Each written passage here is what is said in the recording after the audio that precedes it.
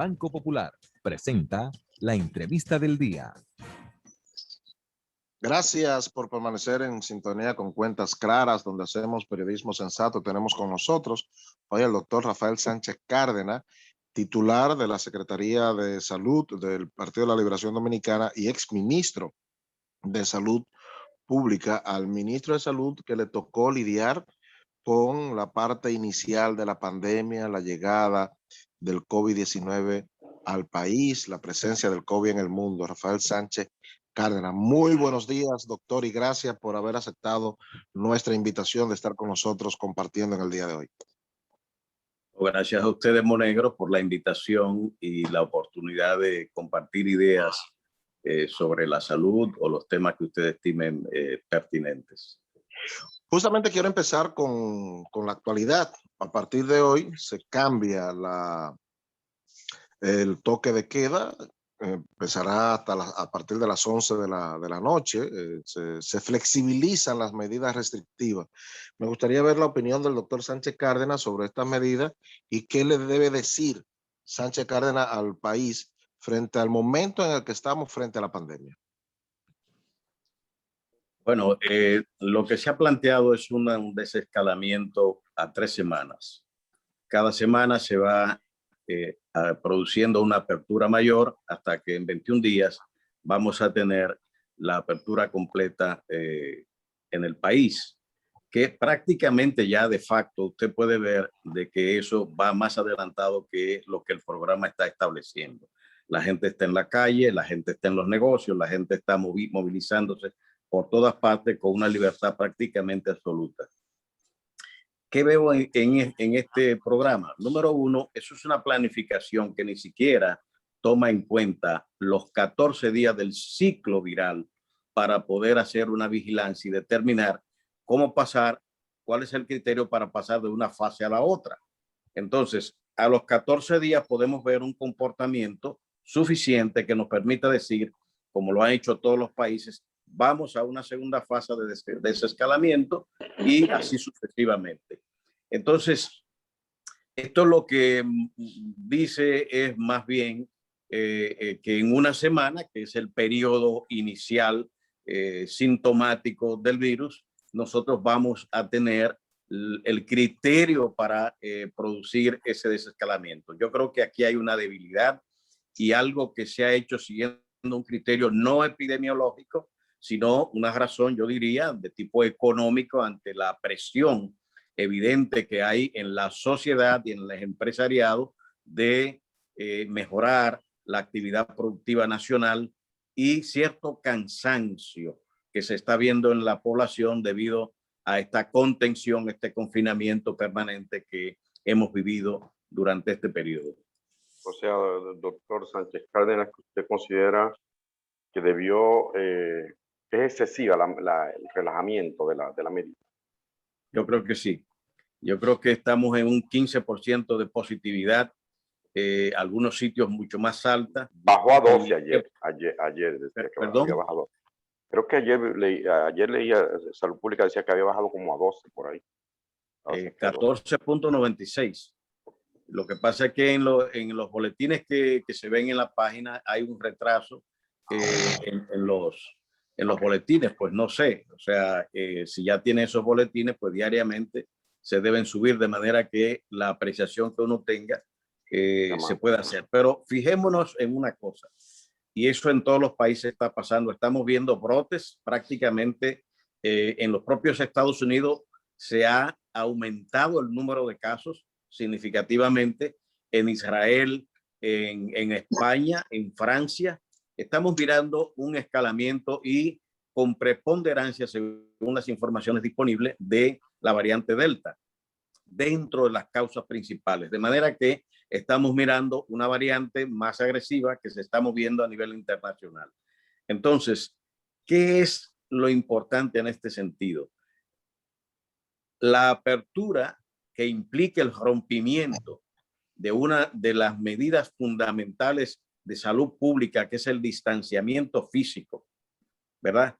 Se rompe con esto y se produce un éxtasis social que ya tiene el caldo suficiente para que se produzca, que va a conducir irremediablemente, desde mi punto de vista, a un aumento de los contagios.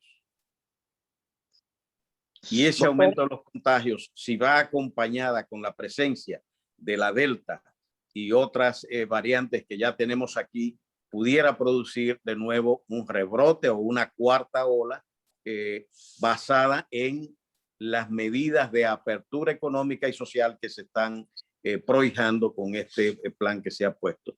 De modo pues que siempre he insistido, hay que balancear la información económica con la información de apertura. La fuente de los contagios está en la apertura y relajamiento de las medidas generales, y luego el contagio solamente se puede detener mediante la constricción de la circulación, de las operaciones sociales y de la vida económica.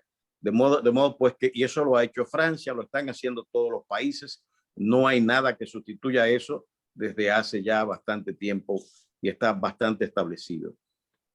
Doctor, hemos visto que indefectiblemente hubo un pico en semanas pasadas, incluso los hospitales estaban desbordados, y hemos visto que eso ha ido descendiendo. Eso dicen las estadísticas. ¿Eso es efecto del aumento de la población vacunada o es efecto de otro fenómeno? Bueno, aquí hay una combinación de casos. El hecho cierto es que tuvimos un brote que llevó la positividad sobre 20% y evidentemente eso aumentó todo el requerimiento sobre el sistema hospitalario. Llegamos a tener 65% en UCI, hospitalización por más de un 50%, y el uso de ventiladores también estaba situado en 59-60%, de manera que eso nos da a nosotros una dimensión de cómo se iba comportando el virus. Recordemos una cosa, que el sistema que creamos de la plantilla del comportamiento hospitalario más la plantilla de la información del SINAVE, del boletín propiamente epidemiológico, nos permite a nosotros ir midiendo por un método o por otro el comportamiento viral. ¿Qué importante hay que destacar? Que la acción principal de salud pública que está tomando el gobierno es básicamente la vacunación. Un programa que va bien, que hay que fortalecer, y con la única observación que he hecho, que tiene que ver con el tema planteado, una disonancia innecesaria de la tercera dosis, incluso con una decisión para mí infeliz de mandar a vacunar a todo el que quiera, en vez de delimitar quiénes son las personas a las cuales vamos a aplicar una tercera dosis porque tienen la necesidad de ello. Pero si usted está vacunando de 12 años en adelante y mandar una política de vacunación abierta para colocar 10 millones de vacunas más 20 millones con AstraZeneca, yo creo que eso no es una política basada en evidencias, que es lo que salud demanda. Y lo hemos dicho, lo ha dicho la OMS, esta no es una decisión, Fauci lo acaba de decir, no, y el CDC, no hay evidencia de necesidad en estos momentos de una tercera dosis que no sea el requerimiento que los propios laboratorios están llevando a la opinión pública por diferentes mecanismos. Los mecanismos institucionales están a la observación, llevando los estudios para tomar una decisión de esa naturaleza, que hay que diferenciar tercera dosis de lo que es un refuerzo que se basa en los estudios de cuánto dura la inmunidad, sea esta por inoculación o sea por haber sufrido la enfermedad, cuánto es la protección natural o por inoculación que tenemos, cuánto dura. Eso no hay una información ni tiempo suficiente para que me digan a mí que la inmunidad dura 9 meses, 1 año, 2 años, o cuánto es para poner, digamos, como se ha hecho con polio y con todos. Doctor, ¿y qué opina usted? de tiempo determinado para poner los refuerzos en vista de que ya las investigaciones han mostrado la media del comportamiento inmunológico en esas enfermedades. ¿Cómo no? Doctor, ¿y qué opina usted sobre el uso de vacunas diferentes en esa tercera dosis? No. Bueno, eso precisamente también estos organismos lo han señalado. Hace 3, 4 días, la jefa de investigación de OMS ha dicho de que aunque se están haciendo estudios, los estudios no son concluyentes. Ahora mismo se acaba de dar a conocer los efectos de la Johnson & Johnson en la producción de el Guillain-Barré por estudios que se han estado haciendo. Entonces estamos mandando una política pública. Perdón, ¿efectos positivos o negativos en Guillain-Barré? Negativo, o sea, están produciendo Guillain-Barré. Ya habían salido previamente casos, pero ahora CDC habla y el propio Fauci de que hay más casos que se están detectando, al menos con esta vacuna. Por eso decimos que hay dos cosas que tenemos que diferenciar. Una cosa es, y es lo que está preponderando, el enfoque clínico del paciente, y otra cosa es las medidas de políticas de salud pública, que es lo que nosotros hemos estado recomendando. Un paciente de más de 60 años, comprometido inmunológicamente, que para protegerle y ayudarle a que no sufra la enfermedad, le pongamos una tercera dosis para aumentar sus defensas, es una cosa que el clínico que tratante decide con ese paciente y que da su consentimiento. Y otra cosa diferente es que en base a los estudios establecidos se haya ya determinado de manera definitiva, o al menos con cierto fundamento, de que es posible lanzar la política generalizada poblacional de vacunar con una tercera dosis, o a la inversa, de que lo que se demuestra es que necesitamos un refuerzo al año, porque al año ya esas defensas naturales o artificiales que se han inducido por vacuna llegan a mantenerse y que caen significativamente, y que entonces en medio de la pandemia pues se recurre a esa decisión. Fíjense ustedes que son dos comportamientos totalmente diferentes en ese sentido. Doctor, pareciera, ya uno sin ningún estudio científico y nada, pero pareciera que la humanidad va a tener que acostumbrarse a vivir con COVID. ¿Quiere eso decir que gran parte de estas medidas preventivas que nosotros estamos tomando hay que mantenerla aunque tenga una quinta dosis? Sí, la influenza pasó por un proceso parecido, de una evolución de gran muerte al inicio, porque el organismo humano no tenía defensas, como pasó con la viruela en su tiempo.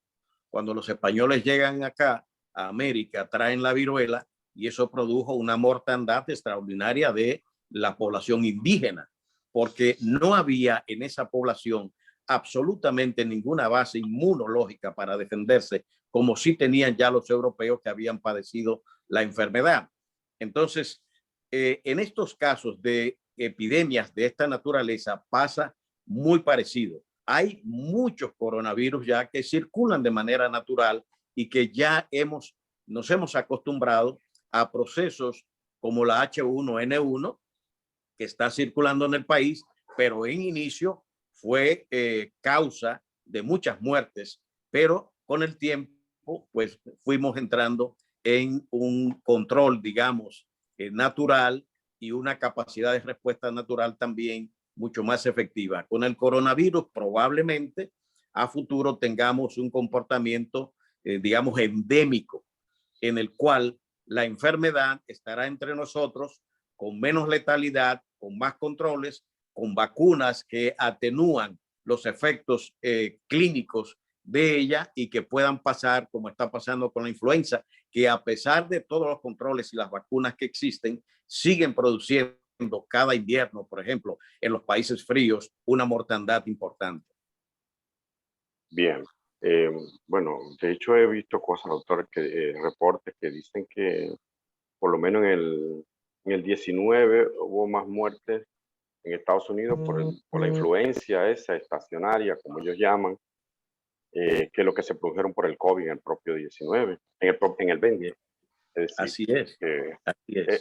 la pregunta, doctor, es, ante esa... La gran diferencia es que aquella influencia no produjo el efecto que en este caso se ha producido con una depresión grave de la vida económica y social. Sí, paralización de todo, así es.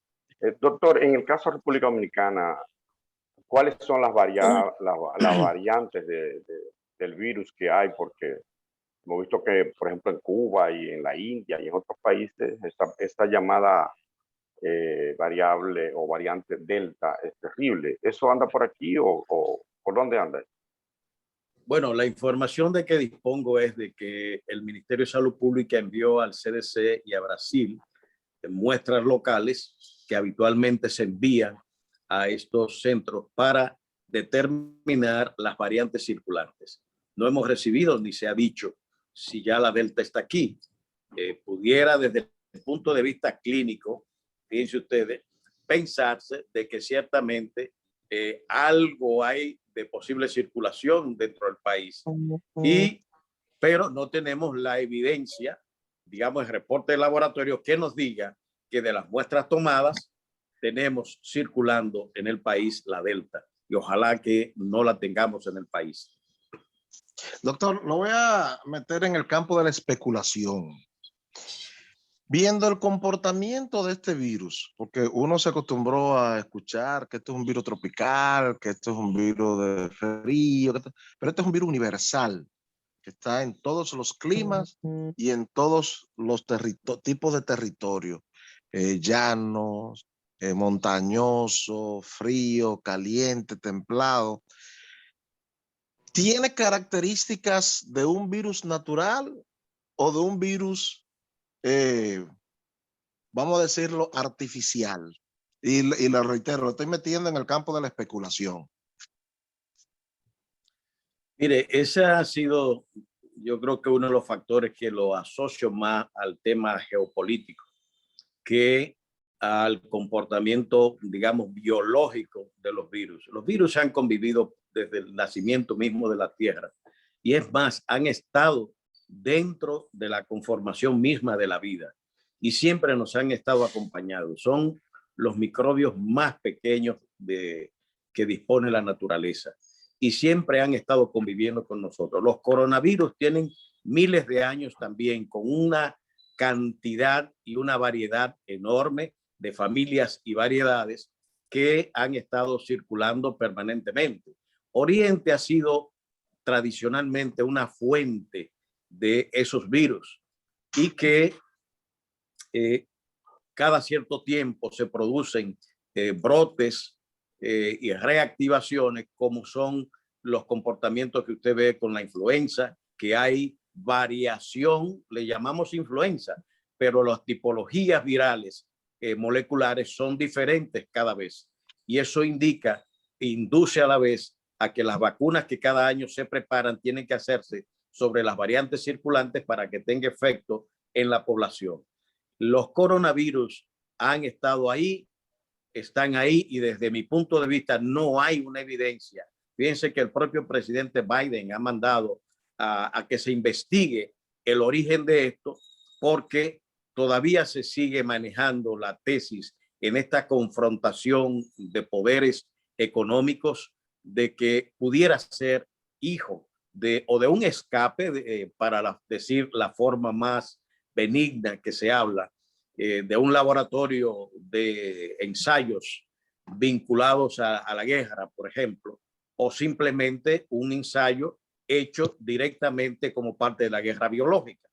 Desde mi punto de vista, no hay, digamos, en esta historia del coronavirus, nada que induzca a pensar de que no responde al comportamiento natural de ellos. En el 68, con el coronavirus que produjo el brote que llevó a Hong Kong a una gran mortandad, también fue un coronavirus. Y ocasionalmente en esa zona se van produciendo ese ataque del 68 que llegó a algunos ráfagas hasta Filipinas, pero se contuvo. Y dentro de China se han dado tradicionalmente también muchos brotes que son contenidos, y como es un país que tiene la capacidad de aislar poblaciones enteras mediante acciones militares, etcétera, pues lógicamente esto gracias a Dios, se ha, vamos a decir, contenido esa expansión del virus. El MERS, que surge también en Oriente Medio, aunque se dice que proviene también del área China-India, es otro ejemplo del comportamiento de los virus. De modo pues que desde mi punto de vista no hay evidencias que induzcan a una tesis de esa naturaleza, sino al comportamiento natural de los virus en estos casos. Entonces, doctor, al margen del lado que uno se ponga en ese plano de la geopolítica y sospecha que fue China o que no fue China, ¿qué debemos decir la humanidad? No solo los dominicanos, la humanidad, ¿qué decir? ¿Gracias a China o me jodiste China? ¿Cuál de las dos deberíamos decir? Ninguna, porque ¿y el SIDA a quién se lo vamos a decir? ¿Gracias a Estados Unidos o me jodiste Estados Unidos? No. O el ébola le vamos a decir a un país africano, aquí nació se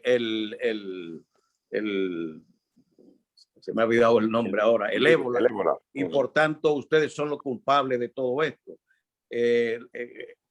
Óigame, la peste de Justiniano en el año 542 la transmite la pulga, y se determina que surge en esa expansión del Imperio Bizantino en Egipto y invade Constantinopla, y de ahí invade a prácticamente todo el imperio, produciendo una mortalidad extraordinaria. Y eso, ¿Egipto es culpable de aquello? No. No.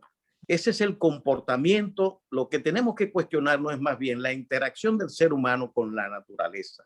¿Qué está pasando en los comportamientos nuestros frente a esa parte que es, digamos, el mundo microbiológico dentro del cual navegamos y con el cual convivimos, que hasta dentro de nosotros tenemos parte de ellos que conviven, unos haciendo labores favorables al ser humano y otros precisamente produciendo daños como en estos casos. De manera que lo que veo es que esa parte política la veo más bien en la guerra comercial de los laboratorios y las vacunas por el dominio del mercado, un cambio importante que esta pandemia ha producido en el comportamiento, yo diría, de la ética, que en algún momento fue denunciada por la OMS, en la concentración de las vacunas que los grandes países han hecho en perjuicio de la mayoría de la humanidad, pensando que un fenómeno de esta naturaleza alguien puede, mediante la concentración de vacunas, vacunando su población, salvarse, devolver, y ahora con estos rebrotes estamos mirando de que las cosas son mucho más graves y que la solidaridad humana, el comportamiento ético cooperativo y es el que favorece la resolución de estos problemas. Fíjense ustedes que fue bueno, y eso es un comportamiento dispar de la comunidad científica cuando los chinos descubren el genoma y lo dan a la comunidad científica internacional, y sobre esa base se monta todas esas investigaciones que hoy nos permiten disponer de vacunas. En la parte política y comercial se hizo todo lo contrario. Es más, este COVID ha producido un fenómeno único. Mientras toda la ola neoliberal venía hacia la eliminación del Estado Nacional y a la sustitución por poderes extranacionales, a la hora del COVID, sálvese quien pueda, los estados son los que han tenido que cargar, como el nuestro, con toda la carga, con todas las responsabilidades frente a sus pueblos y frente incluso a extranjeros de la resolución de estos problemas. El hecho de que haya surgido la solidaridad, y no creo que sea fruto de otra cosa, de al menos, aunque hay elementos políticos envueltos, la respuesta china con las vacunas, que nos ha permitido avanzar nuestro programa de vacúnate, pues yo creo que aquí viene ese componente del COVID que habitualmente no se habla, que es el ético-moral dentro del comportamiento humano.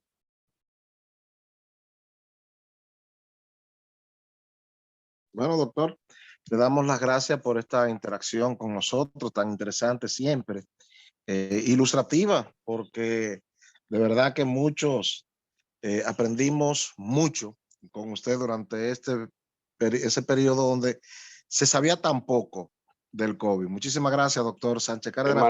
Que manejó bien, hay que admitirlo, hay que decirlo, hay que resaltarlo, porque cuando hay cosas malas uno le da canquiña. Yo personalmente me gusta darle a los malos, me gusta darle. Y cuando son buenos hay que decirlo, lo hizo bien, lo hizo bien. Muchísimas gracias. Doctor, por estar con nosotros. Como no, siempre a las órdenes. Y ustedes, amigos, continúen en Cuentas Claras, que después de la pausa tenemos más contenido. La entrevista del día. Mira, lo que dice el doctor sobre China es así, Gracias a Banco Oíste, Monegro. Popular. Lo que él